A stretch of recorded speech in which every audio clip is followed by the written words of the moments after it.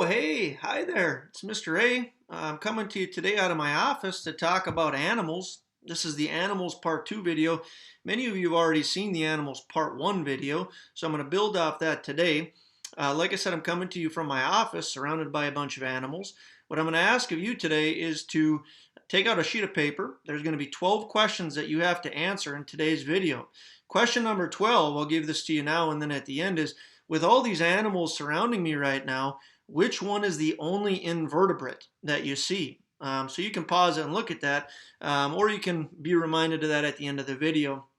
But I'm going to get going right away. Question, again, there are 12 of them, 12 questions that you need to complete and email those to me. I'm going to start today by this polar bear waving at you. He's waving hello today instead of goodbye like he did in my last video.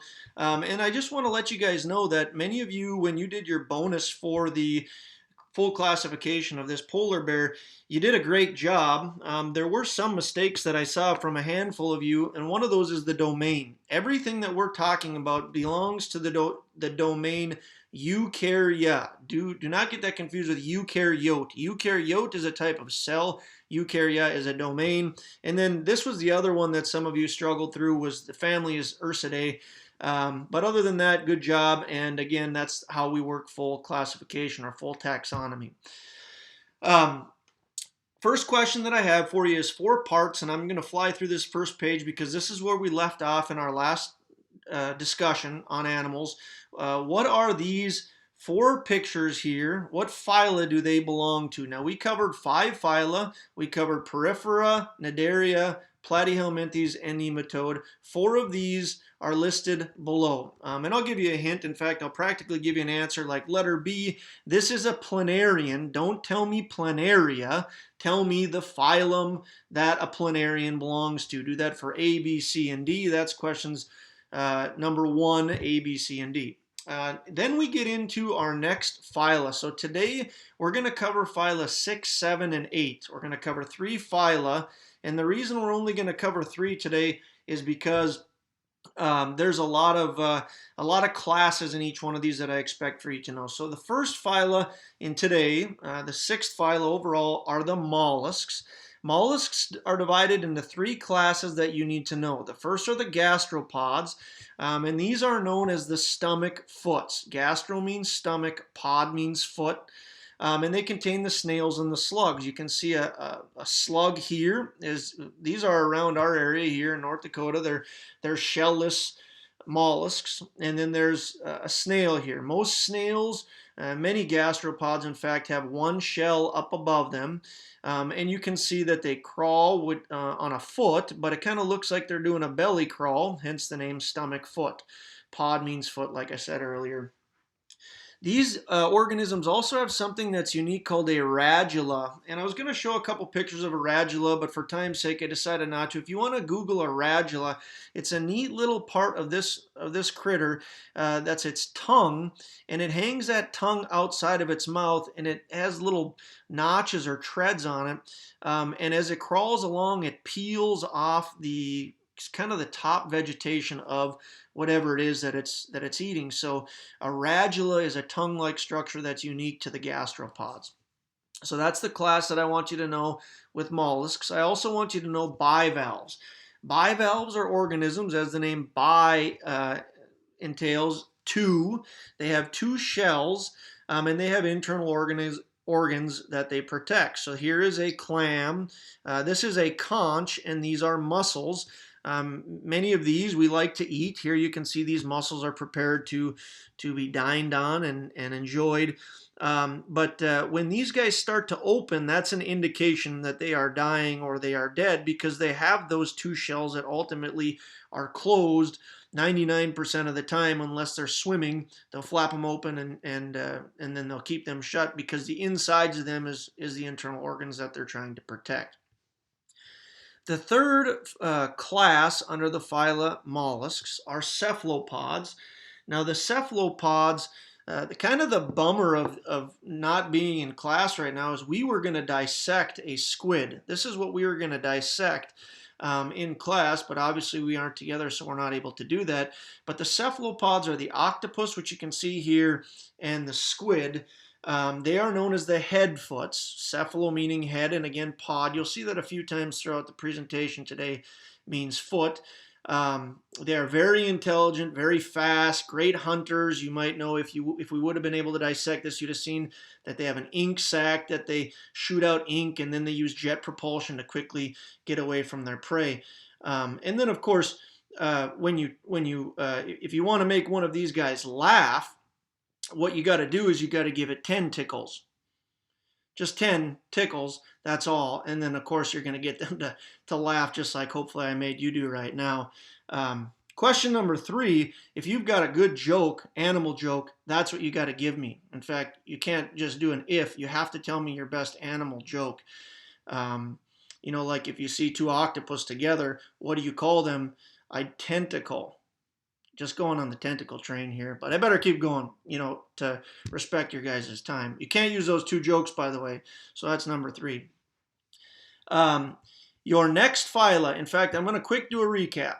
Mollusks have 3 classes: gastropods, bivalves, and cephalopods. Make sure that you know those 3 classes. Then we move on to our 7th phyla, which are arthropods. Now, our arthropods are really kind of the king of abundance when we talk about animals. They make up about 75% of all the animal kingdom. They are known as the jointed foots. Again, you see that word pod, meaning foot. And they have exoskeletons, meaning skeletons on the outside. Most everybody got that question right in the first PowerPoint where I had a butterfly and you told me that it was an invertebrate that had an exoskeleton. They molt, which means they will shed that exoskeleton, and they use pheromones for communication. You maybe remember at the beginning of the year when we played around with those termites and we had a pen and those termites would follow the shape of that pen because of the smell of that ink. That smell is very similar to the pheromones that the other the other termites would give off. By the way, I spelled pheromones wrong there, so I apologize for that. But there are 5 classes that you need to know for arthropods. The first are the crustaceans. Crustaceans generally have 8 legs. You can see 2, 4, 6, 8 if you count across here. So 1, 2, 3, 4, 5, 6, 7, 8. They have pinchers. They have antennae. And then they have little swimmerets, which you can't see here, but on lobster you can see a whole bunch of little hair-like structures, little tiny legs or big hairs on the abdomen of them that help them to stay afloat. So those are called the swimmerets. Here is a crab. Here is a lobster. And this here is a shrimp. I don't know if you guys have seen living shrimp before. But that's what a shrimp looks like if you've ever been somewhere and seen those. Of course, we like to eat. Many times people like to eat things like crab legs or lobster tails or shrimp in general. And then my question number 4 for you guys is a review from my previous PowerPoint. What type of symmetry do you see with these 3 organisms? So give me the type of symmetry that you see there. That's question number 4. Continuing on to number 5, our next class, which is our 2nd class of arthropods. This is your arachnids. And arachnids you can see filling my screen here. These also have 8 legs. They have 2 body parts, a cephalothorax and an abdomen, and they do not have antennae. They would be things like spiders, which you can see I've got spiders here. They can be things like ticks. I don't know if you guys have ever seen a tick that's engorged, but if you have a dog and your dog has ever had a tick on it, it looks like this, or has a white belly. This is a normal sized tick, and this is one that's been sucking some blood. These are here, of course, scorpions, which we don't have scorpions in our parts of the United States, but down if you've ever been to Arizona or Texas or into Mexico, they have scorpions there. And then there are mites, and I'm going to tell you a little story about that mite here in just a second, but that's what our arachnids are. Again, 8 legs, 2 body parts, no antenna.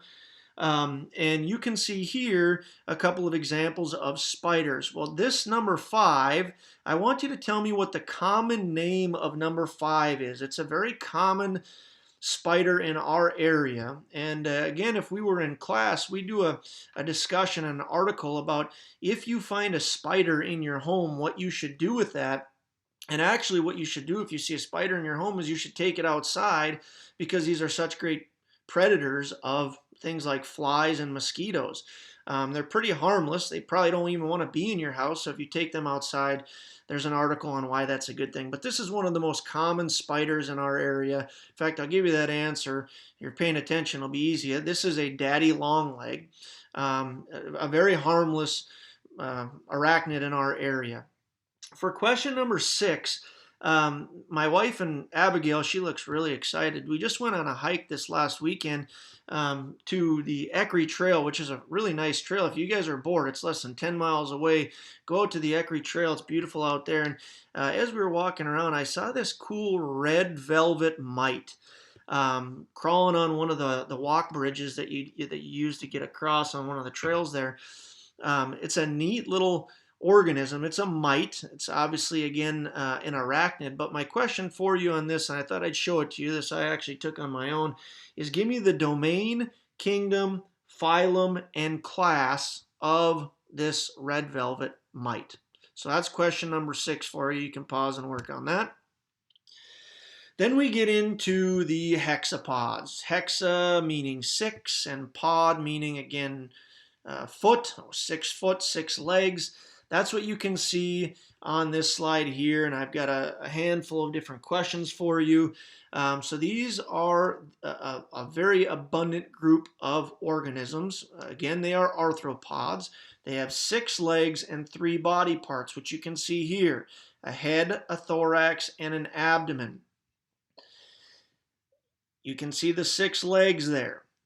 In addition to this, these go through what are called complete or incomplete metamorphosis. Now, before I get to that, I'm going to pull up my video here, and I want to show you. So we have talked about arachnids, and we've talked about arthropods. So I've got 2 of them up here. In fact, I'm going to turn them around so you can see them good. What I want you to do is you can look at these. This one right here in the yellow, you can see clearly has 1, 2, 3, 4, 5, 6 legs, antenna, and it has 3 body parts: 1, 2, 3. All right, this one here is something that has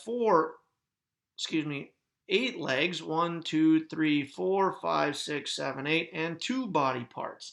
So for question number 7, what I want you to do is tell me what this body part is right there, and then tell me what this body part is right there. If you're confused on that, I'll go back to here, and you can see ultimately this is the first body part and this is the second body part. So tell me for number 7. It's not what you see here, because it's a little bit different on insects than on spiders. So that's my question number 7, is name those 2 body regions of this organism. And I'm going to jump to question number 9. If you look at question number 9, I want you to tell me what's the yellow class. So what class does this belong to? And what's the black class? So this is the black organism. What class does it belong to? And what class does this belong to? Do not put arthropod. Arthropod is the phylum. I'm asking you for the class. So that's what I've got you for 7 and 9. 7 is the body parts, 9 is yellow versus black.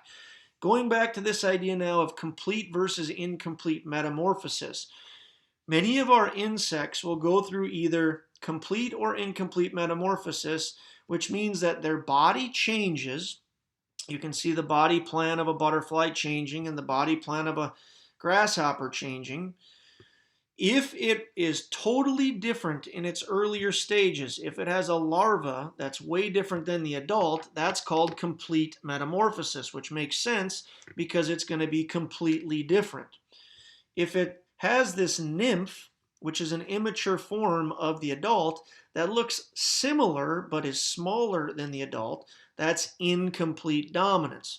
So we've got complete dominance where there's a complete change, and there's incomplete dominance where there's not a complete change. There's change, but not as much. So number 8, tell me what type of metamorphosis a grasshopper goes through. Bonus opportunity. I wish that we could spend more time on insects, because there's so many beautiful insects out there, and a lot of times insects get a bad rap. You know, there might be like nuisance things like an annoying fly, maybe like on that poor little penguin there, or mosquitoes in our area that people just don't like, and they're annoying for obvious reasons. But there's so many beautiful insects out there. You've got moths, you've got all kinds of neatly shaped beetles and bugs. You can see monarch butterflies, and there's dragonflies, and the list goes on of really beautiful insects out there that I wish we could, like I said, do more on. But with this distance learning, it's just not overly possible. So my bonus for you is take a picture of yourself with any insect. Annoying, not annoying, cool looking, not cool looking. Take a picture of yourself, so a selfie, as you might say, with a insect. That's one bonus point. Send it to me. And the second bonus point is, can you tell me what order your insect that you're taking a picture of belongs to? So you can get up to 2 bonus points for doing that. You don't have to do that, but if you're looking for some bonus, that might be a good option. So that's your hexapods. We then get into our last 2 groups of arthropods, which are diplopods, known as your millipedes, and your chelopods, known as your centipedes. Diplopods are going to be herbivores that move slowly. They look like this or this. This one here is using a protection mechanism. Many of these will give off a really distasteful chemical or secretion that when things are trying to eat it or pester it, it kind of is like saying, hey, I'm gross, leave me alone, don't bug me. And that's kind of its protection mechanism. Chelopods, on the other hand, these are pretty agile, quick movers, and they like to hunt. So diplopods are your millipedes, chelopods are your centipedes, and that's class 4 and 5 of our arthropods. So that puts an end to our arthropod discussion. And then we move on to number 10. Question number 10 and phyla number 8, I should say. So our phyla is our echinoderms. Echinoderms are organisms that have a water vascular system, or WVS, and tube feet that use that for moving, for getting food, for breathing. These guys have endoskeletons, one of the first groups with endoskeletons, and they are marine. Question number 10 is, what does the word marine mean? In other words, where do these live? And to go along with that, we're not as familiar with echinoderms in our area of the world because we don't have these guys living around where we are. In this picture, you can see there are starfish here. There's brittle stars here. And brittle stars have a neat mechanism where if you were to grab this leg, they can sometimes detach that leg and swim off. And actually, this leg sometimes will bounce around on the ground so that the predator eating it is trying to control this leg, thinking that it got a hold of that brittle star, when in fact the brittle star has swam off and will eventually regenerate that part.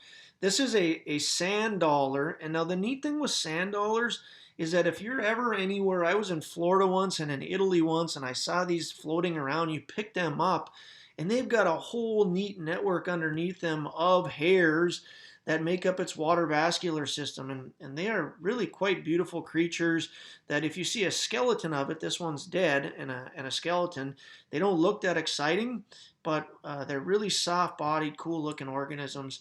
So that's a sand dollar. Here are sea urchins, and then here again is a starfish and a sea cucumber underneath that. So that gives you a little bit of an idea of what the echinoderms are. And like I said, many of these we aren't as familiar with in our region. So that's the 8th phyla, echinoderms. So a quick recap here on our next slide. We have covered 8 phyla in these 2 videos. Porifera, Cnidaria, Platyhelminthes, nematode or nematoda, annelids or the annelidea, mollusks, arthropods, and echinoderms. Question number 11 is, what do all of these phyla have in common that chordates do not? Chordates are our next phyla that we'll cover in our next video. So what do these have in common that chordates do not? And then again, I'll just remind you that with question number 12, you're getting at what is the only invertebrate in this room with me right now. Just to give you a hint, I better go pretty soon because my penguin's getting a little bit annoyed. And then also, I've got a little friend here. He's popping his way up. This is my little praying mantis friend, so he's looking to go for a walk right now. So that being said, I better take him and we better go outside and enjoy this beautiful day. Hope you guys are all doing good. I'm signing off. We'll see you guys hopefully sometime soon.